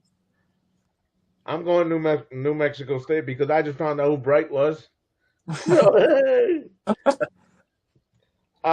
Gasso versus Fresno. Gasso would be Georgia Southern, I Yes. think. Yeah. You said versus Fresno State. I don't think either of those teams are ranked. So I'll go No, with they're Georgia not. Southern. I'll go with Georgia Southern in that one. Wow, he didn't take the Bulldogs. Yeah, I'm leaning Fresno. I believe their quarterback is EJ Warner. Sorry, the son of Double Kurt check Warner. before you move to another team. Yeah, he might. If I'm thinking about the right team, they played Kansas last week. If I'm thinking about the right team here, and they didn't look too good, but I think they bounced back here. I'm picking Fresno. NAU versus ASU. Northern Arizona, yeah, or I would assume what Arizona State. Northern Arizona University versus Arizona State. And Yeah. Arizona is number 11 in the country, according to the AP. Dylan, you'll tell me here. How do you pronounce Arizona State's quarterback's last name? Is it Leavitt or Levitt? Sam Levitt, yes. Sam Levitt. Jordan Tyson is one of the best receivers in the country. Also, they were both like a great duo last year. Just a nice little warm-up game for them. That should be an easy win for Arizona State. Yeah, I'm pretty high on Arizona State. I know Cam Scadabo's on my Giants now. They're gonna miss him, but I mentioned him earlier. Kanye Udo from Army was a beast at Army, and he got out of there. He's at ASU now. Like you mentioned, Sam Levitt's a good quarterback. Jordan Tyson, in my opinion, is the best wide receiver in the nation behind Jeremiah Smith. Obviously Jeremiah Smith is generational, but he's a really good wide receiver, so I'll go with them here. I'm going with Arizona State on this one. Idaho Potatoes versus Washington State. We'll go. I mean, Idaho State. They put themselves on the map. Not really necessarily put themselves on the map, but earned some respect, I would say, after last week, even though they didn't get the win. But we'll go with Washington State. They have a new quarterback, obviously, with Mateer leaving, but I'll take them. I'll take the Cougars. Yeah, I'm actually really high on Washington State. Again, we mentioned it with our Incarnate Ward quarterbacks. Washington State quarterbacks, you got Mateer, Cam Ward, Zevi Akos is his name. I might be butchering it. He's a good ball player. I watched his film. He can really run, and he can toss it. So I think they'll have another solid year this year. They're kind of turning into the quarterback factory, so I like them this year. I'm picking Washington State. Now we got more names I can actually recognize. Oregon State versus Cal. Nah, Cal doesn't have Fernando anymore. I know Oregon State. I think they have Malik Murphy, who was at Florida for 4 days. I believe they do. If I'm not mistaken. Yeah. For some reason, might have thought he was going to compete for a starting job. I'm still a little iffy about that situation. Like, he's painted out to be the bad guy there, but I feel like there might have been some kind of weird talk there where he was led to think that he had a shot, because I don't think the kid's that dumb, No, you're talking about Purdy. You're talking about Deshaun Purdy. Oh, that's who it was. Yeah, Murphy Murphy was at Duke. Okay, he was at Duke last year. Oh, then if that's what I'm thinking of, then I'll definitely take Oregon State there. Yeah, I'm definitely going Oregon State. Murphy at Duke last year turned them into a really good program. I believe he was a 5-star at Texas. Didn't get the starting job at Texas because Arch came in. Yeah. And, I mean, obviously they had Quinn Ewers. So I think he turns Oregon State into a pretty good team this year. I mean, sorry, remind me who they're playing again? Cal. Cal lost way too much. They lost Jaden Ott. They lost Mendoza. I don't think they got it this year. I'm going Oregon State. Hawaii, which I believe I picked them last week, right? No, I picked them. You picked them. Yeah, I was crushed by that one. I didn't think it was gonna happen. Hawaii versus Arizona. I'll go with Arizona there. Was Arizona a decent team last year? It's kind of escaping me, to be completely honest. I think they were decent. They were supposed to be. I don't know if they didn't live up to expectations, but they were solid. Yeah, we'll take them. I know their quarterback. I won't even try to pronounce his last name. Cool, it was something with an F. Noah F. We'll call him. I'll take the Wildcats in this one over Hawaii, especially after last week. Yeah, this is one of my favorite quarterback matchups of the week. He picked Hawaii last week, so I won't be surprised if he picks him again. Hawaii is now one of my favorite teams ever. That was an awesome game. That was one of my favorite games I've watched. I mean, Micah Alejado, who I was expecting to be very good. That guy was on one leg in the whole second half and beat Stanford on his own. That was an awesome game. Yeah, because I picked Stanford. Yep. I picked Stanford. I really want to take Hawaii again. I just question if Alejado's going to be healthy. I mean, he could barely walk during the game. And, I mean, like Tyler mentioned, Noah Fafita is a really good quarterback. It was an odd situation there. He, entered the portal. Everyone thought he entered the portal. And then it came out that he didn't enter the portal and the reporter was lying or something. So, a really odd situation there. But Jed Fish is a head coach. Oh, wait, no. Jed Fish is at Washington now. Sorry, he left. But Fafita is a good ball player. I know they don't have Tet McMillan anymore, but I think they're still good. I'm tempted to take my boys Hawaii again, but I'll go with Arizona. I'm gonna flip the script and do a Dylan this week. I'm taking Hawaii. I love it, Carlos. I love it. They looked good last week. I'm huge on Hawaii. Yeah, I was pissed. Don't tell me about it. I was mad. I was like, damn, he picked them. The one thing I question is their run defense. They made running back Michael Ford pretty bad. Yeah, he went for 150 or something. It was crazy. Mm-hmm. Utah versus UCLA. Now you starting to scratch his head. Yeah. Now I actually have to think a little bit. I mean, UCLA. Obviously Nico's coming in. They got Jalen Berger at running back, who he got hurt last year. He messed up his ankle, so he missed the rest of the season. But I mean, I think he's going into year 6. He was pretty decent at Michigan State. I think one year he pushed 1,000. But I'm actually going to go Utah there. I'll take Utah. Yeah, this is honestly one of the bigger games on the slate that no one's talking about. I think it'll be really interesting to see how Nico looks at UCLA. I think they got their weapons. I'm not too positive about. I know people are really pumped up about some of them. They're kind of unproven to me. And then you go over on Utah's side. They brought in, I mentioned him earlier, Devon Dampierre is an electric quarterback. I think he's the next quarterback that, people don't really know about until they see him week 1. And he's running all over the field. He's a mobile guy. So I'm taking Utah here, and I'm taking Utah to have an exceptional year this year. I think they make a push for their conference. I'm taking Utah, especially that UCLA lost their number 1 wide receiver. So yeah, they did. Utah is. J. Michael Sturdivant, man. I'm excited for him. Colorado State versus Washington. Dylan said, yeah, they did. Better believe it. Colorado State versus Washington. I love these 11 o'clock games, man. I don't ever go to sleep. So these are like the highlight. You don't go to sleep? Oh man, I don't sleep at all. You have to sleep with grad school now. That's the thing, man. I get all this energy. It just keeps me up. So I'll be happy to watch this game, and I'll take Washington. But these are the games I like to dip my foot in the betting water in. So I might throw a little bit on Colorado State just for the fun of it. But for the sake of this, I'll take Washington. Yeah, I would advise against that personally. In my opinion, I think Washington is a really good squad this year. I don't know if he's a true freshman or I can't remember what year he's in. Desmond Williams or Demond Williams. Sorry, weird name. Really good quarterback. A lot of people are high on him. And then Denzel Boston at wide receiver is one of the most underrated wide receivers in the country. He was so good last year. So I think Washington is the clear winner in this game. I was gonna pick Washington anyways, so Washington it is. Virginia Tech versus the number 13 South Carolina Gamecocks. To me, I don't know. It's just me. I think South Carolina is overrated. Took the words out of my mouth, Carlos. That was going to be the first thing I said.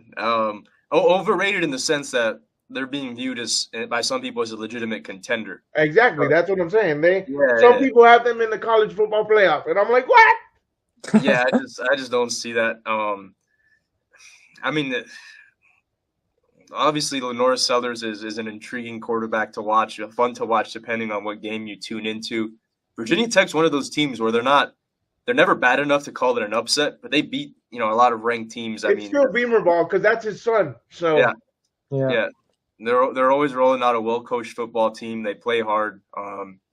That said, we'll take South Carolina State there. South Carolina. Wow. I thought he was going to call the upset. Little bait and switch there. Yeah. Yeah, this game I'm really nervous for because when I do bet, I put little $5 bets down. And before the season even started, I threw them into a parlay. South Carolina thinking like, oh, that's a lock, Virginia Tech. Now I'm getting worried here. I mean, Kyron Jones is a good quarterback. And like you guys said, I personally think South Carolina is overrated. I like this conversation, Carlos. Maybe we'll talk about this in another episode. Okay, no problem. I like South Carolina gets all the hype, but when you compare them to UF, I feel like very similar situations. I think the Gators have more talent than South Carolina, and 100%. I think South Carolina is viewed as way better. So personally, I also think they're overrated, but I'm hoping they get it done, and I think they do get it done. I'm calling an upset for Beamer Ball. Virginia Tech takes down the South Carolina Gamecocks. Score of 24-14. Wow. Okay. They're locking up Lenore Sellers over there, huh? Yep. Okay. The marquee matchup for Sunday night. The Fighting Irish versus the Tropical Storms of the University of Miami. Or the Tropical Depressions, whichever one you want to call them. They're both quote-unquote ranked. The Fighting Irish at number 6. University of Miami is number 10. I will say going to Florida will never make me hate the Miami Hurricanes. I mean, that will always be my team deep down inside. For reasons I can't – I'm tied to that team forever. My grandpa called their games for like 30 years. He coached there a while back. So they got that love, but putting the bias out there. Man, Tyler, I should have called you for a ticket. Oh, hey, Cristobal's my boy too. I could really help you out if you need a ticket. Hey, give me your number after the game. I want to go to that game, but I need a good seat, not $185 to be in the bleachers. Might be able to work something out, actually, not for real. Yeah, let me know. That said, my love for the program does not outweigh my feelings about Carson Beck. So I'm going to take Notre Dame there. Yeah, I personally am a little bit of the opposite of you because I hate Miami, but I like Carson Beck a little bit there. I think the hate for Carson Beck is I know you got your personal beef with him, but me having played him in football, I think the hate for him is a little too much. This game really scares me because I really want Notre Dame to go in there and just destroy them, to be honest. I mean, every Florida fan wants that technically. But I think Miami, Miami has a pretty solid squad, and C.J. Cart is a scary quarterback to trust in game one, where you couldn't even decide if he was the starter over Kenny Minchie, and now you're sending him into a road environment versus a number 10 team in the nation. That being said, I'm still sticking with Notre Dame. I think Miami fans don't realize how much talent they lost on offense. I mean, you had a generational quarterback in Cam Ward. Not I wouldn't call him generational as in, one of the best in college football, but the number 1 overall pick, Cam Ward. You had Xavier Restrepo, you had Jacoby George, you had Sammy Brown. They're all gone now. So I think Miami lost too much to be feeling as confident as they do. So I think Notre Dame gets it done, but it's a scary one for sure. And just building off your point, Dylan, that it's true. Like, it's very odd to me how, and maybe it's just because I'm surrounded by Hurricanes fans everywhere I go. It's just the life I've brought for myself. But they just assume this team's going to pick up where they left off, and it's like, how? It's not the 2000s, guys. I wish I could say they would. Like I said, I mean, I love that program, but it's just like you look at all the people that left on both sides of the ball. Frankly, I mean, not like their defense was helping them out very much last year, anyways, but. Yeah, I mean, I just assuming that they're going to pick up where they left off is very ambitious, to say the least. I hate the Canes, as you can tell. I mean, I want to go to that game, but now I might have to. I'm going to pass you my phone number after the show, Tyler. See if you can hook up a brother that lives in Miami. Because the $185 to go get binoculars, I'm not going to pay. No, that's crazy. I'm picking Notre Dame. Just because I hate the Canes. The only time I liked Notre Dame was when Jimmy Johnson was the head coach and I was a kid. So that's my pick for that. The marquee matchup on Labor Day night is TCU versus Belichick. It depends. Is Jordan Hudson going to be the offensive coordinator? I have no clue. I know his son is probably the DC. If I'm not mistaken.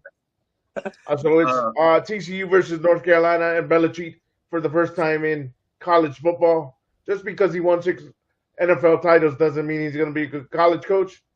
But we never know. And he might only be around in North Carolina for 1 year. I mean, he didn't inherit the best program either. It was a rough year for Mac Brown and them last year. But TCU also lost a decent amount of guys last year. They lost their 2 best receivers. So actually, I'll take UNC to close it out here. Wow, he picked Belichick. Yeah, Belichick and his.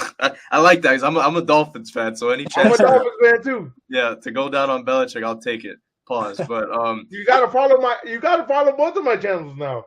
The Gator channel and the Dolphin channel. Oh, I didn't know. I'm happy to go on that Dolphins channel too. I mean, that's my, Okay, we'll do a show together then. We'll work it out. Oh, that sounds good with me, man.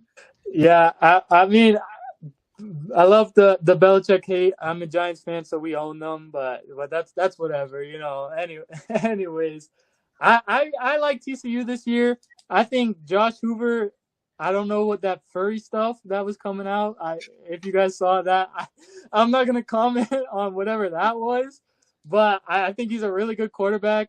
Eric McAllister is the wide receiver 1 now. He was actually pretty solid last year, so I think Gio Lopez is a good pickup in the portal for Belichick. But I'm going with TCU. Guys, even though I hate Belichick, I got to give Belichick a victory. Oh, come on, Carlos. The North Carolina Tar Heels get Belichick his first victory in college football. He stays in Carolina until he wins a national championship. And that won't be 10 years. His contract, he'll be gone after year 4. But he'll win the title for North Carolina. Oh, that's a hot take. I like it. All right, guys. My question before we leave, and before you guys can say where people can find you, do you think FIU will ever be a big-time program? Because they do have a stadium inside the school, but I don't think they can grow if they stay in the CUSA conference. I think that growth or that conference change would probably just come with wins at that point. So I think if they can assert themselves as a dominant team in the CUSA And I mentioned this new staff, and what I like in previous years, you look at who they're bringing in. It's like, in my opinion, that team should just be loaded with guys from South Florida. Exactly. I think they should be dominating the CUSA. Yeah, but they, for some reason, they want to get players from all over the country, which I guess sounds good. Costs more money for your recruiting budget. But if they're able to really focus, like during the crystal ball years, I mean, you look at those teams, T.Y. Hilton, like these Miami Springs High School, these are all players who were local, might have gotten overlooked, and they ended up winning a bowl game, being a decent football team for a few years. So if they can get that focus back, which, I mean, a lot of those guys were coaching this team now, we're on that bowl win team from 2010. So I wouldn't be surprised, actually, if they're one of the, end up becoming one of the better G5 teams in the country in like 4 or 5 years. Yeah, I agree. I mean, I talked about it with the Pitbull money. I mean, nowadays you get a good booster like Pitbull, and the sky's the limit. I think it starts with building talent and being able to keep it, and that obviously comes with wins. I mean, the big story for them is they lost Eric Rivers to Georgia Tech this year. He was a phenomenal receiver for them. So they got to keep talent in, which is definitely hard for a team in their position. But like Tyler said, if they start winning, I can see them, really gaining a lot of momentum, especially if they dive into the South Florida talent. And if they're good enough. Ladies and gentlemen, you can play pick 'em with us once we do it weekly with the guest and Tyler and Dylan and I. Go ahead and leave them in the comments. And guys, where can they find you, your work and your writings? And like always, I appreciate the love from the Sports Illustrated family. Also, thank you guys for having me on, man. I had a lot of fun. Happy to come on, whenever to and I got to talk to you about coming on the Dolphin Channel and creating a show with me. Oh yeah, man. That's the one team that I'm like, I might be too biased to cover them, but no, I'd love to do a podcast at the very least, like you said, do a show like that. So I would definitely be happy to do that. Okay. But yeah, definitely, yeah. Let me know. In terms of where you can find me, it's the same as Dylan. We're on the Gators on SI side. I also write for Clemson on SI. But mainly for any of you guys that like basketball, the main team that I cover is the Brooklyn Nets. Multiple times a day, I'm out here, credentialed covering the team all the time. So for some reason, if you like one of the worst teams in basketball, then I'm your guy. I will keep you up to date with what's going on through this rebuild. Yeah, that was very rude. Because David, where can they find you? Even though I know where they can find you, but where can they find you, Dylan? I'll let it slide this time because the Brooklyn Nets are coming back. We're back already, I think. But y'all can find me, Gator Sports Illustrated. I don't write as much. Tyler does great work over at Clemson, at Auburn.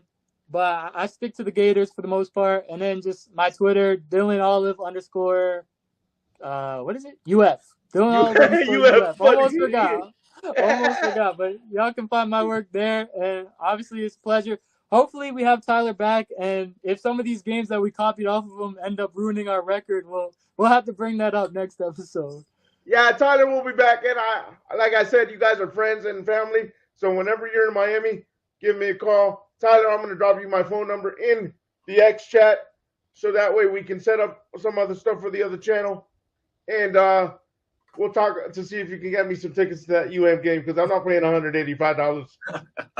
And like always, guys, I'll at least try. My grandpa's pulled some stuff off for me. Yeah, if we can pull it off, and he has about 2 weeks.